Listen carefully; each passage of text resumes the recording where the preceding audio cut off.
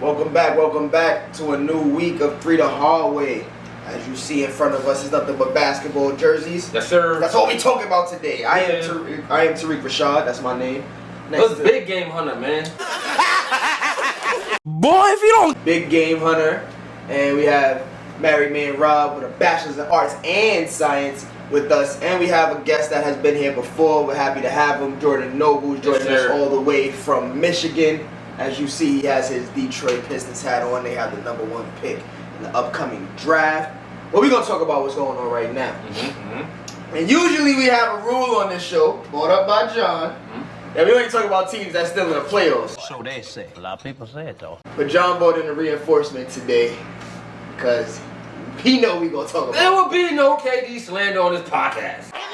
the Brooklyn Nets. We're going to talk about the Brooklyn Nets versus the Milwaukee Bucks because the last time he was here, the outcome is way different than a lot of us anticipated.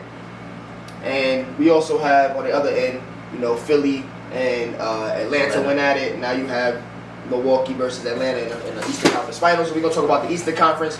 Next segment, we're going to talk about the Western Conference. So let's get into it, man. Game 7. Game on the line. Fourth quarter. Foot on the line. Foot on the line. Gathers his feet. The question is, was his toe on the line? And it looks like from that angle, it was on the line. Still a beautiful shot by Durant. Off balance, fading away. Tucker in his face and able to concentrate and step up. Overtime, no gas. KD. What are your sentiments on KD's legacy? Because I know we're talking about the Brooklyn Nets and they fell short second round. That in itself, clearly a disappointment, clearly a failure. So, in KD's legacy, what does this mean, or how much does it impact, if it impacts it at all? I don't think that this impacts KD's legacy that much. I honestly feel like the Nets coming into the season, everybody knew it was him and Kyrie. Kyrie goes down, James Harden goes down. It's pretty much KD. Now you did have Blake Griffin, right? You have some solid role players there. You got Bruce Brown, but Joe Harris stunk up the gym. Let's keep it a stack. He shot almost as bad as Ben Simmons.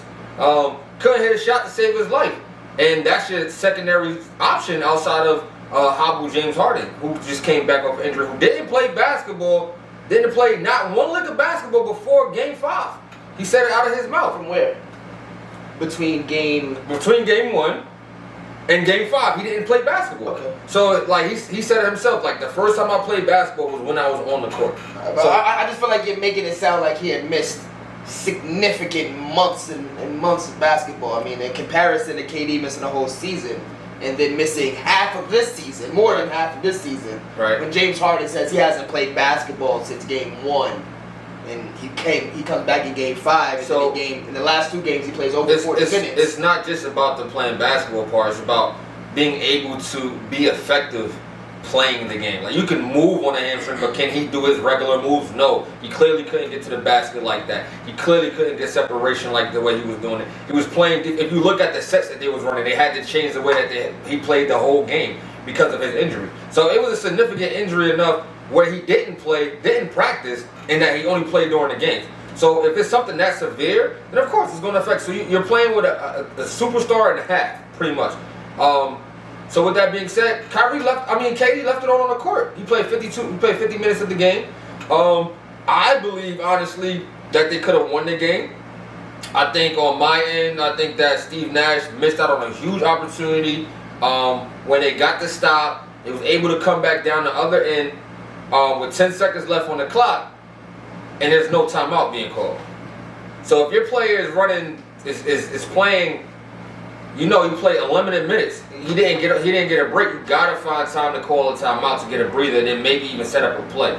But outside of that, how can you knock somebody who dropped 59 and then dropped another 49, had a triple double, to send the game into a Game 6. You lose from Game 5 to Game 6.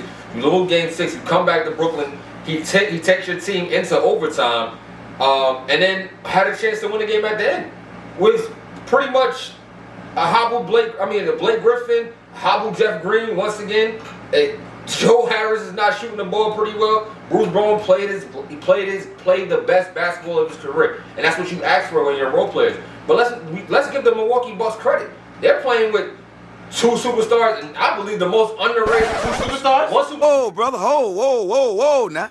You got too much dip on your chip. Superstar, a star, an all-star, and one of the most underrated players in the NBA, and Drew Holiday. And I said coming into the season, Drew Holiday is going to be the difference maker between the Milwaukee Bucks jumping over that hump. And who hit the game? Who put them up by three with a sidestep three-pointer with 5 minutes left in the game? Who hit the layup at the end of the game? Drew Holiday. So once again, you got PJ Tucker. They're a solid team. They're a complete team. And I honestly feel like with this all being said and done, the Bucks is going to win the chip. Like, that's just my honest opinion. You now the Bucks are winning the chips. Before It was Brooklyn because I thought that Brooklyn would get past the Bucks and then they would have Kyrie and James Harden back. So when we're giving the Brooklyn Nets credit, I want to get the other people in on this. Rob, when we're giving when we're giving the Milwaukee Bucks credit, is the credit as an underdog, as or were they the team that was supposed to win that series? And then Rob, I still open the question up to you guys. What does this mean for KD's legacy? Because John danced around that. I mean, the series. Rob, sorry. Clearly, I wasn't talking to you. Wow. That's a really good question. I'm going to start off by answering the first one. What does this series do for KD's legacy? I want to start my brief soliloquy on saying that Kevin Durant is probably the most talented player that we have ever seen touch a basketball court. He is one of the best scorers of all time, if not.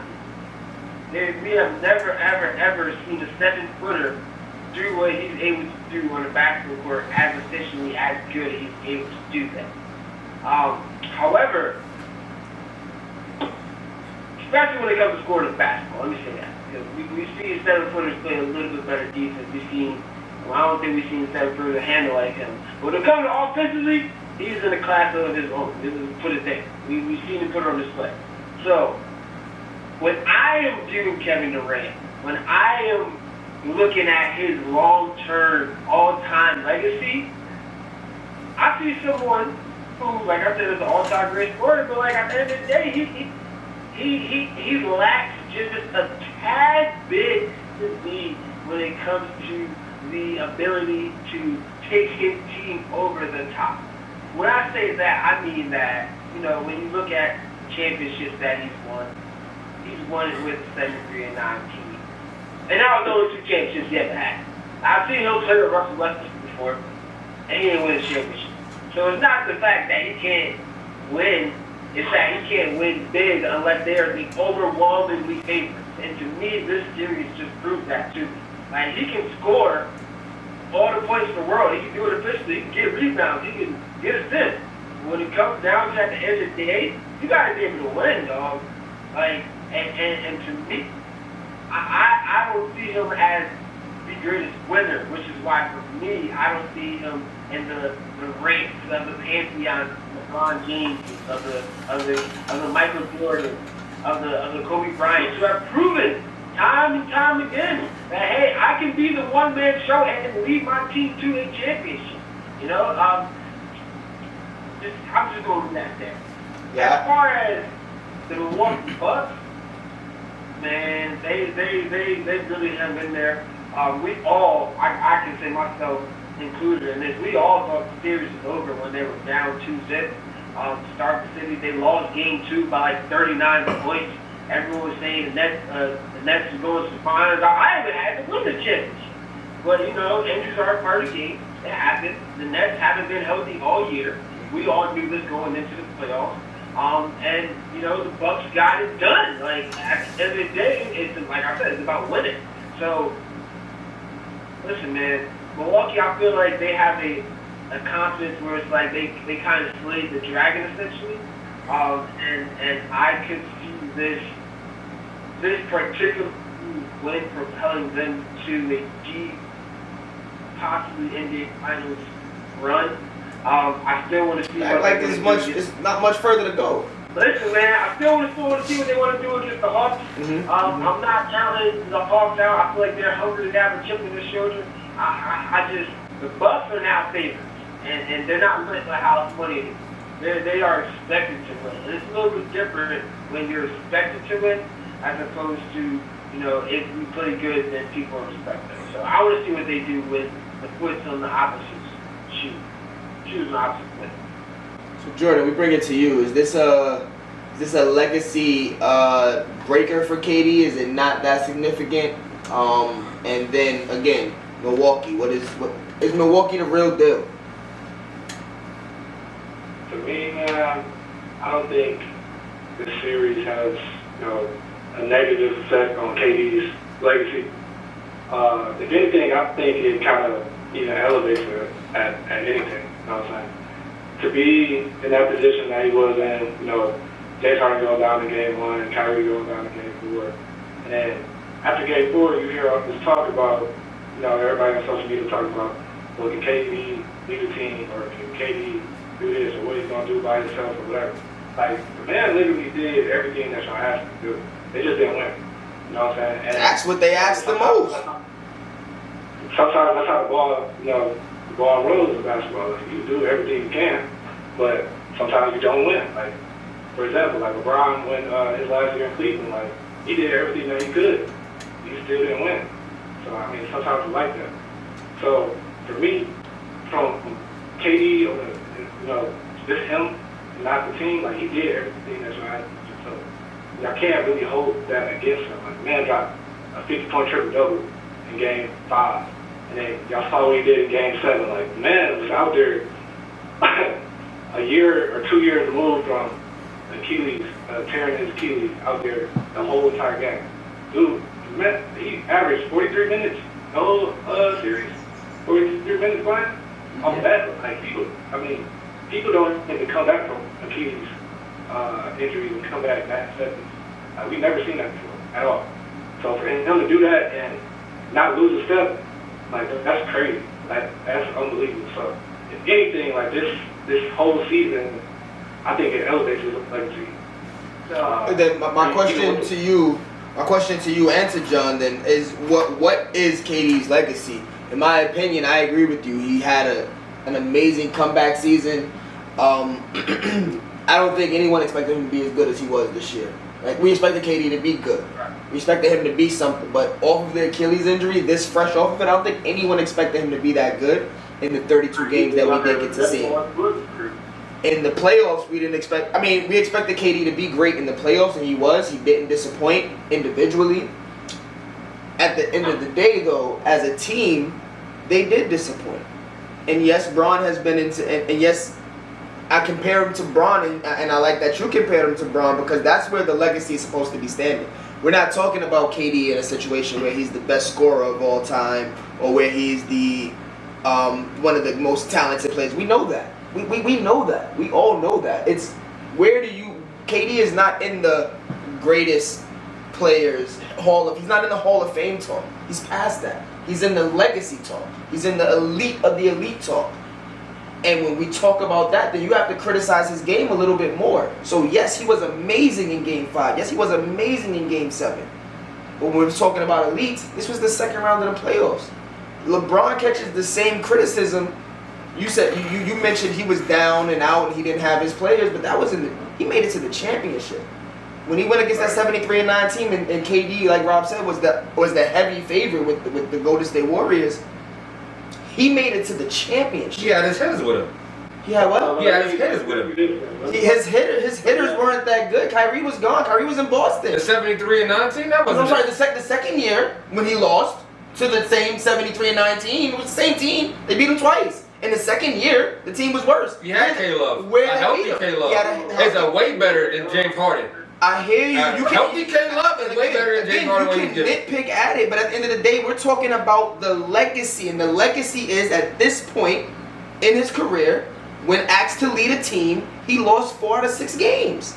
Kyrie got hurt in Game 1, so he lost 4 out of 5 games in a sense. 4 out of 6 games.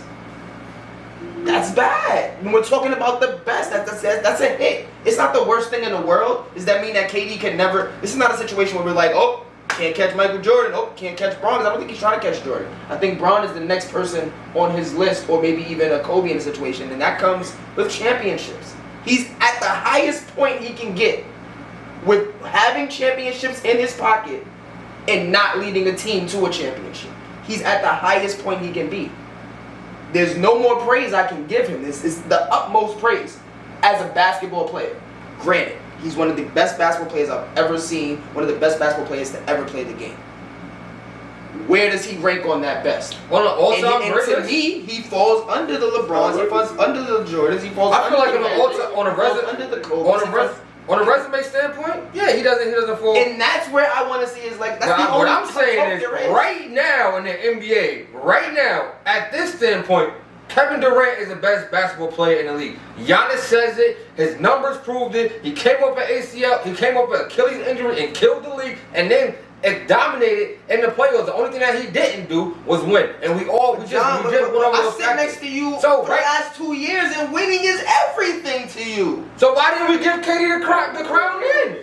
So why didn't we? You did, and we I'm fought saying, it. why didn't you? Because you said that he didn't win. So if winning is everything, then he should have been the greatest thing. And at that point, he has 3, and he went to a team to get those 3 that was already won. But he won. And right? winning is everything. And he's still under Magic, who has 5, Kobe, who has 5, Yeah, he's under LeBron, who has 4, Tim Duncan, who has 4 or 5. I'm not 4 or 5. He's under all of those guys, John. I'm not arguing with you with the fact that he's not the greatest player in the league right now. But with his, that's what I'm trying to say to you and everyone else that is the KD fan and KD's catching this slander and we don't like him and we're haters. I'm not a hater. You're on the next pinnacle level, and right now you're on the bottom of that. Cause he a hater.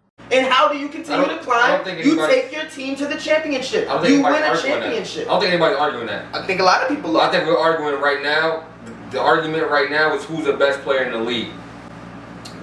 I don't think that's an argument. Oh, okay. Just want to make sure that was clear. That's what I'm talking about. What Todd said stuck out. He said we're talking about our winning and everything, right? Now, I'm saying, in John's opinion, when we fight here, when we talk about Russell Westbrook, and we talk about all these other players that don't have championships or don't have as many championships as, say, a Kobe, or when we talk about LeBron and how he only has 4 and how he's lost in the finals, that's what John talks about. So now that we're at a second round, KD lost in the second round, we're going to talk about it. It's a hit. Great season. Amazing season. LeBron didn't win a championship and MVP at the same time. Jordan was.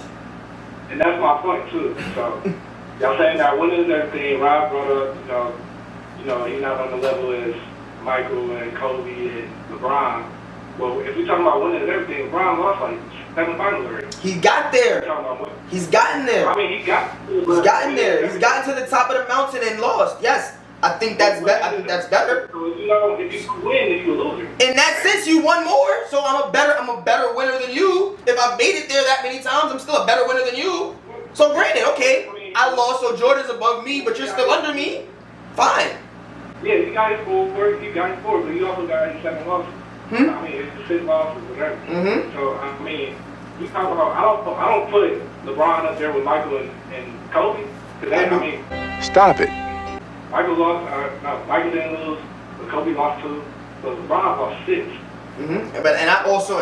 I've sat on this show and told people that I feel like there's something about getting there that many times, making it to the pinnacle that many times, with so many different types of teams, good teams and bad teams, good teams and bad teams, hurt teams and healthy teams.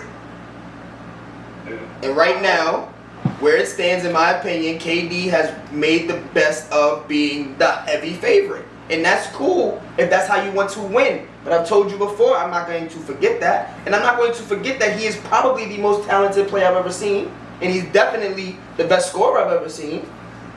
But I'm past that. So if we're arguing if he's the best player in the league, there's no argument for me.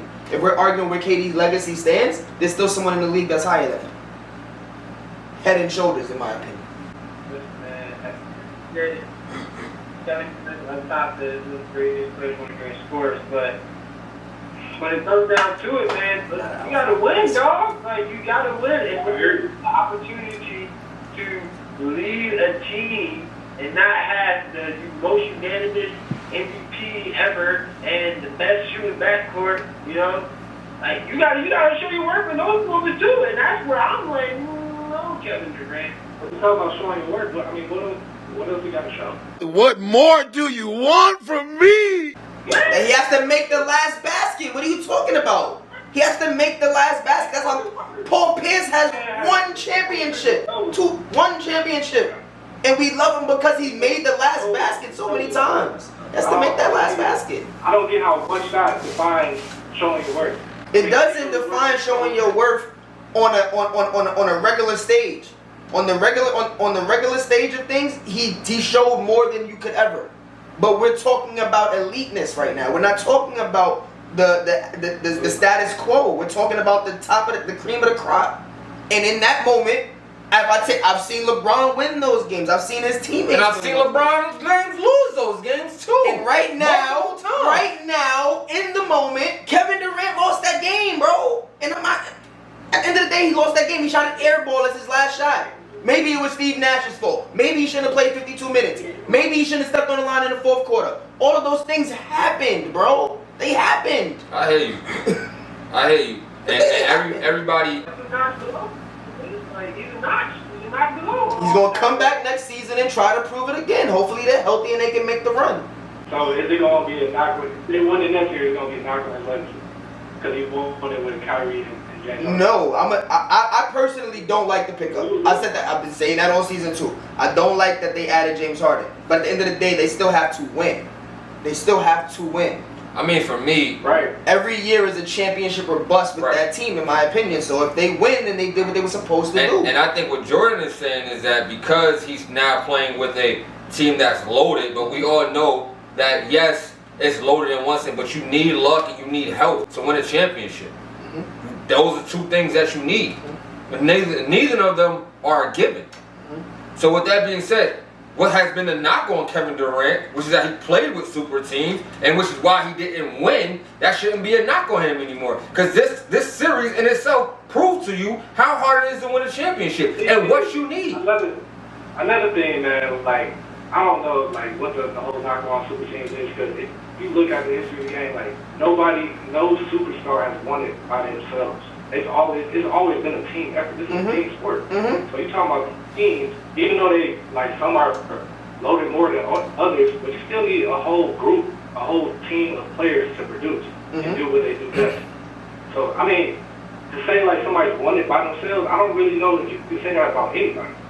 The closest person I think who's won it by themselves, probably like Dwayne Wade's first championship. Yep. I think he won it. Who's my favorite player, who I think is a top 3 shooting guard of all time. I mean, I would say your Detroit Pistons won it more as a team than a superstar effort team. That's so a team effort. The team effort, but I will also say the Brooklyn Nets scored 111 points. KD didn't score 111 points. James Harden had 22. Other people, they were bad, but they played. You talk about Drew Holiday, how he won the game for his team. He shot 5 for 23 in this game. So he was there when it mattered most. KD was going up against the team, and the offense was to put the ball in his hands and let him do what he does. He took 36 shots. They lived and died by it. And guess what? They died by it. It's okay. You died. You have the best thing about sports is you have the opportunity to come back and do it again next year. But at this moment, you failed, bro. Great showing, but you failed. You got players like Joe Harris won the three-point championship. Three-point championship, you shoot 33% from the line, missing wide open shots in overtime. Like, I mean, what else? It sucks when your star disappears. It sucks when your role players disappear. Ask LeBron. It sucks when your role players disappear. It sucks when J.R. Smith grabs an offensive rebound and runs to the other end of the court. But we don't talk about that. We talk about the fact that they lost the series. That was game 1. It could have been totally different. It sucks when your role players suck. I just want to know. My man got a saying that says, everybody nice when they not being nice. I just want to know if this same respect is going to be given if he wins a championship next year. I just want to know that. The same respect in what sense? The same way y'all bashing him. The same way y'all bashing him. If he wins next year, right? I want to know, given everything that we just went through this season, is he going to get his just due? What happens next year if he wins the championship? My response to you is go watch our show from last week and how I thought they were going to be unstoppable. And how I was scared. I thought the Bucks. Say that again, Robbie? You want me to give him, if he wins next year, everyone else, you want me to give them the just due and say, you know what? Yeah, this championship definitely puts him up there with Mike and LeBron and them. I just want to know where. That's the just due you want me to give him? I still feel like he'll be one more championship below LeBron. I feel that way. I feel like he needs to win another one. But if he gets 4, listen, I'm not trying to hit nothing. 4 in the less amount of time that LeBron has, and he's gaining on him in points for all time, and in the playoffs. About 2-3 years from now, okay, we're doing the same thing I was doing with LeBron. We'll see what happens when it happens. Okay, we'll see what happens when it happens. He was in the last 2 fights. He was in the finals 2 years ago. He was hurt. He missed the season. He was in the second round this year. He got eliminated. Let's see him back in the finals. Let's see him back in the finals. Let's not forget Golden State went there 2 years without him too. But we have gone way over on our KD Bucks talk that turned into just some KD talk, which we knew anyway. But we're going to switch it over to, we're going to give it a quick little run over with Philly and the Atlanta Hawks, who are now in the Eastern Conference Finals. What a series. Quick sentiments, really quickly. What did you get from that series, John? Trae Young, superstar. Ice trader gang. Trae Young. Ice trader gang. With a miraculous shot. Ice trader. Better than what they thought he was. Just want to say this: when the Knicks lost, everybody laughed at us. Now they took out the #1 seed. So let's get that straight. They better than what, and I said it on the show that they better than what they thought it was. I think that the Bucks versus the Hawks. Well, actually, let me go back. Philly got a lot of changes to do. I think Ben Simmons got to leave. It's high tide. We asked the man to get a jump shot. The man ain't shoot it. It's clearly not working. There's tension in the locker room. Listen, I think he's going. You got to trade him. You got to get him out of here. He might go to San Antonio. I heard that Greg Popovich is interested in him. I think that might be a good fit for him. Start his career over, and I think that that might be the best bet. But outside of that, Ben Simmons got to go. That's my sentiments. Hey, Jordan, I'll let you. Yeah, I agree with what John was saying about Ben Simmons. Like, there's no reason why he, in his 4th year in the NBA, is scared to shoot the ball. I mean, it's really unheard of. I've never even seen that in my whole lifetime, especially at the NBA level. Like, that's crazy.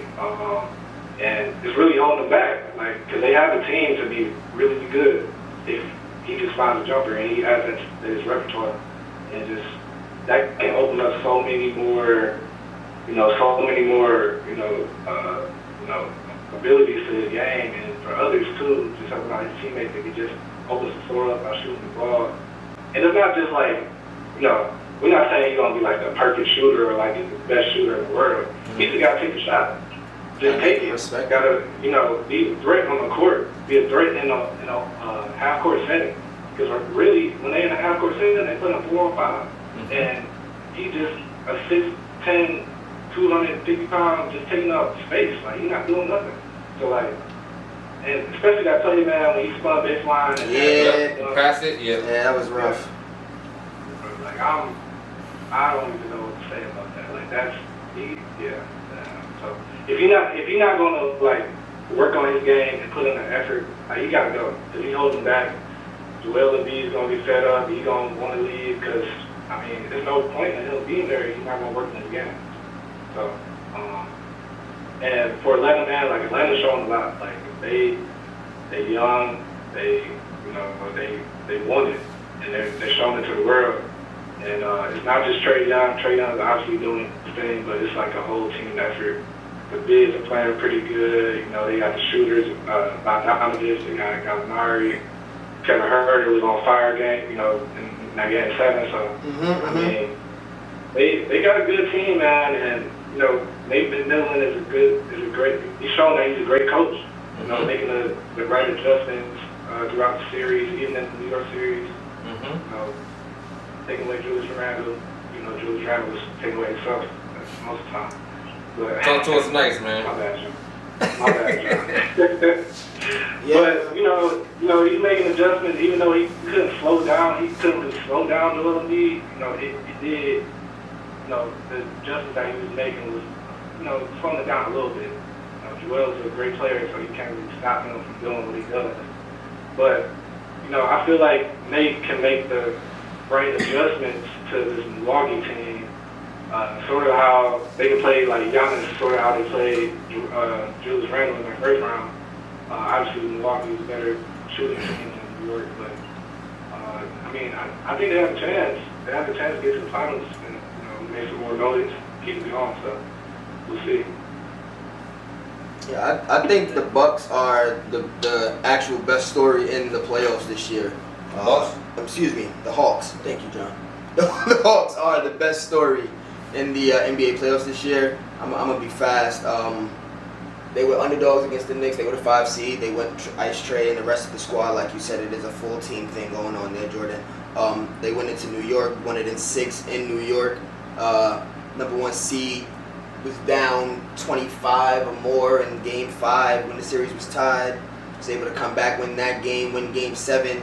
Trae had a terrible 3.5 quarters in Game 7, but when it mattered most, and that's a question that we'll talk about on a different day, is do you want to leave them there, or do you want to be there when it matters most? Different conversation.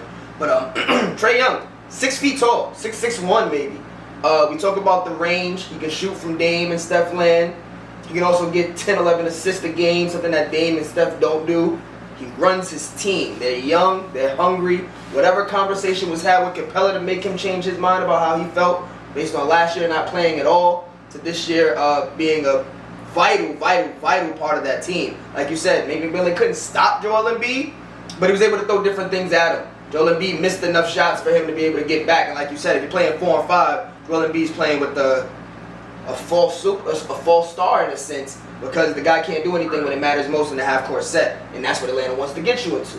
And Trae Young is great at orchestrating his offense. He's a true point guard.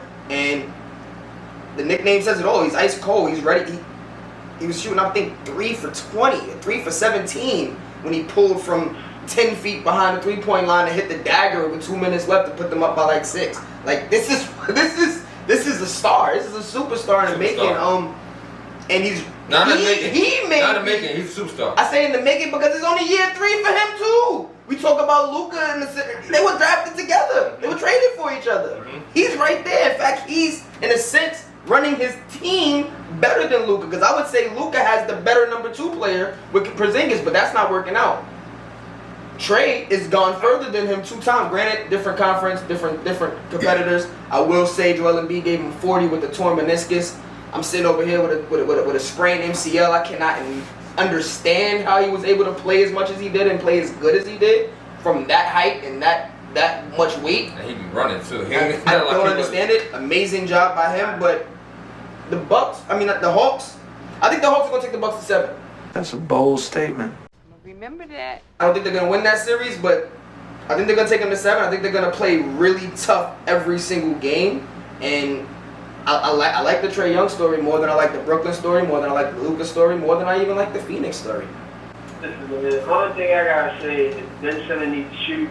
And some people, I ain't gonna say no names, some people on this panel, RJ Hunter, said Knicks is gonna beat the Hawks in the playoffs. I said it better than what I thought it was. I rest my case. All right, y'all. That's going to end it for the Eastern Conference. We're going to come back with some more Western Conference talk.